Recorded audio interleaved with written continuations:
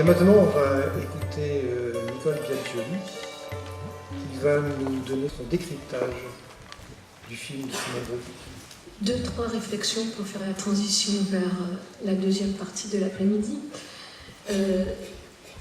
D'abord sur le genre, parce qu'il interroge beaucoup. On pourrait dire que c'est un documentaire, puisque ce n'est pas de la fiction. Et en partie, c'est un documentaire qui nous donne des informations très précises sur la médecine ayurvédique.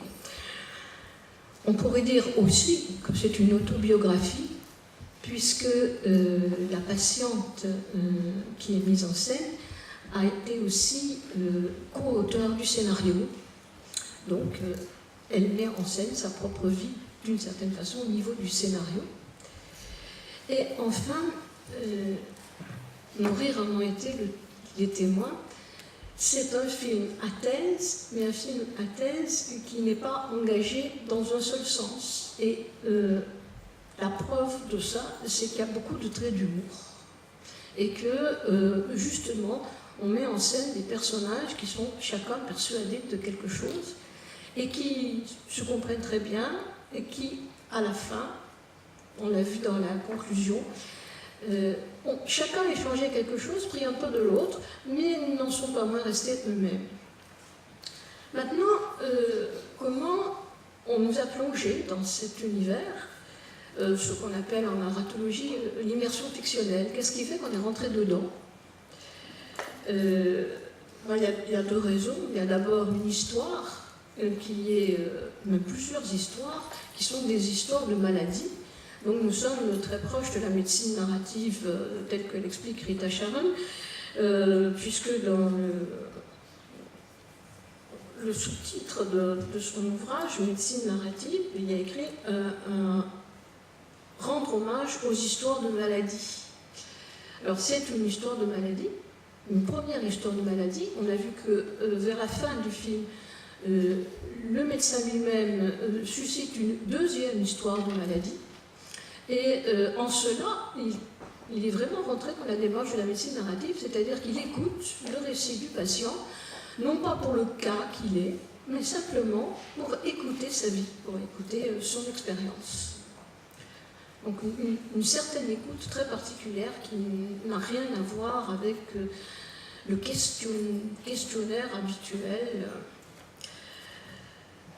Il y a aussi, bien sûr, un autre facteur d'immersion qui est prodigieux, c'est l'Inde, comme le dit la publicité bien connue, Incredible India.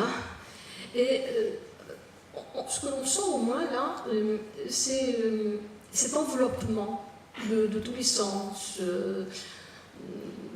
des odeurs, pourtant on le voit, hein, mais on le sent aussi.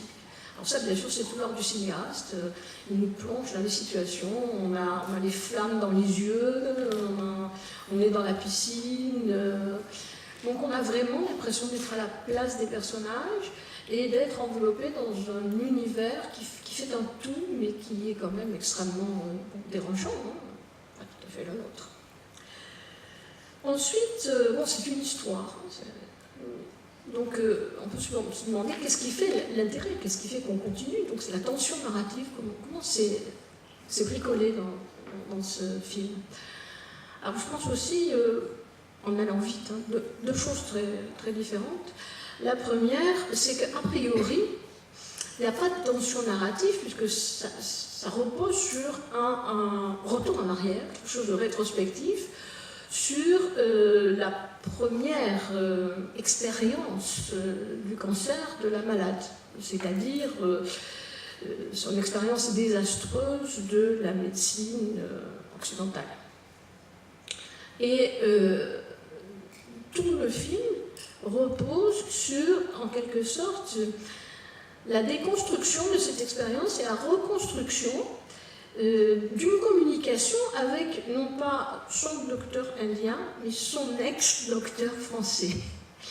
Et c'est cette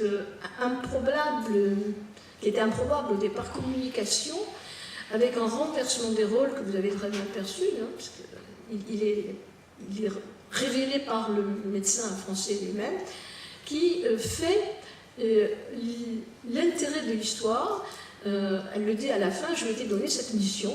Alors bien sûr, elle n'y est pas complètement arrivée, mais elle est arrivée au moins à quelque chose, c'est à redonner une sorte d'équilibre dans le rapport médecin-malade. Et cet équilibre, bon, bien sûr, elle a l'impression d'y être arrivée par rapport à son premier échec, c'est-à-dire son médecin français, parce que des médecins ayurvédiques lui ont redonné confiance en elle, en ce qu'elle était, en ce qu'elle pouvait faire. Voilà. Le film est donc marqué des différentes étapes de la découverte de cette médecine, mais aussi de la persuasion, de la controverse qui intervient. L'idée, c'est va-t-elle le convaincre, va-t-il se laisser convaincre, qui va convaincre l'autre, voilà. Et ça, c'est pour l'aspect de la tension, mais il y a aussi quelque chose qui est tout à fait didactique et même pédagogique. On part vous l'avez observé, on part d'un philosophe, donc des arrière-plans anthropologiques et philosophiques de cette médecine, puis petit à petit, on approfondit les bases de cette médecine et on va jusqu'aux pratiques et jusqu'à la fabrication des médicaments, des huiles, tout cela. Donc on a un panorama à peu près complet et on a même deux niveaux de structure. Il y a l'hôpital du Kerala où la patiente a été soignée et ensuite il y a l'hôpital du Tamil Nadu qui est un hôpital qui pratique les deux types, enfin, vous dire des personnes, les deux types de médecine, donc ayurvédique et au moins dans la structure occidentale. Reste justement quelque chose qui est, à mon avis, hein, le nœud de ce travail cinématographique. En fait, c'est la polyphonie narrative et c'est cette notion de controverse. Il y a différents points de vue, mais qui sont sans arrêt confrontés, mis à distance, avec beaucoup d'humanité, beaucoup d'humour, parfois avec des petites choses, comme à un moment donné, je ne sais pas si vous avez observé, elle tapait, et puis c'était repris par tapé comme ça, et c'était repris par une percussion, enfin, des choses amusantes. Et au fond de tout ça, il y a quelque chose évidemment de très profond, c'est l'interculturalité. Ça pourrait se faire sur n'importe quel métier, mais là c'est fait sur la médecine, ce qui est vraiment d'autant plus important, parce que surtout dans l'oncologie, l'enjeu est quand même très très fort, mais on voit vraiment toutes les postures de l'interculturalité. On essaie de se retrouver des racines communes, et bon, quand même, la médecine occidentale, elle se souvient d'Hippocrate, elle se souvient de Galien, on a aussi fait des cataplasmes, des enveloppements, voilà, pendant des siècles. Elle essaie de trouver des ressemblances ou d'aller vers l'autre, mais aussi de l'attirer quand le médecin veut des preuves, quand il est quand même très rassuré de voir que on fait des analyses, qu'on a des fiches pour faire entrer les patients. Et à la fin de tout cela, il y a vraiment des échanges importants. Chacun a besoin de se rassurer, de garder ses marques, mais de voir aussi qu'il peut collaborer avec l'autre. Et je crois que cette approche interculturelle a aussi un effet qu'on rencontre dans toutes les approches interculturelles menées avec, je dirais, avec honnêteté. C'est que ça fait redécouvrir des choses dans sa propre culture, c'est aussi intraculturel. Et la conclusion que j'aurai, c'est sur la question qui va nourrir le débat, on ne tombe pas sur une conclusion fermée, mais sur quelque chose de très ouvert, bien que les médecins des deux côtés disent qu'ils sont très ouverts, il y a aussi beaucoup de blocages. Et ce qui reste à négocier, à faire grandir, je ne sais pas, c'est quand même donc une petite hésitation entre est-ce que ce sont des médecines complémentaires ou alternatives, hein, dans ce qu'on va intégrer, mais ça aussi, la notion d'intégration, c'est très interculturel. Hein. Chacun essaie de dire oui, je suis ouvert, mais bon, on va essayer d'intégrer l'autre, dans les deux sens d'ailleurs. Hein.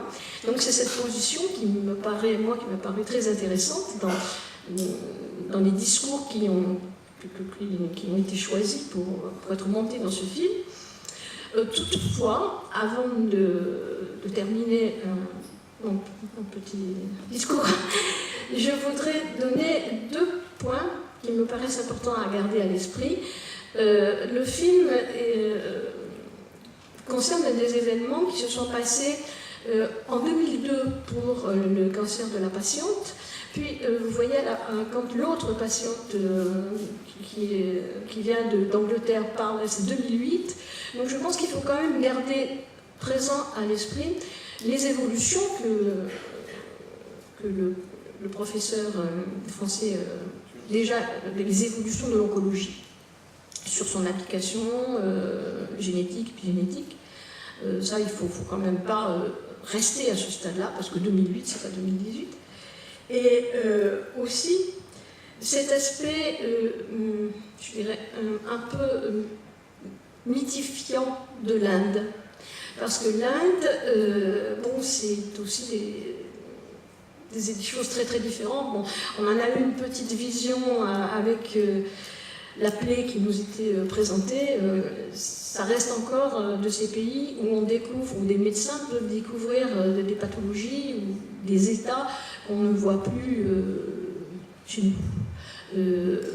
Et l'Inde n'est pas seulement ce qu'on a vu, mais en revanche, ce qui est très prégnant, c'est que certains occidentaux peuvent aller chercher et trouver en Inde quelque chose qu'ils, visiblement, ils n'ont plus, qu'ils ont perdu, un degré de spiritualité dont ils se sentent orphelins. Et ça, c'est pas vraiment un aspect que les Indiens peuvent comprendre, hein, mais ils l'accueillent très volontiers. Donc c'est ce que je voulais signaler, cette vision de l'Inde est liée à une personne dans le film, bien entendu. Je vous remercie. Merci.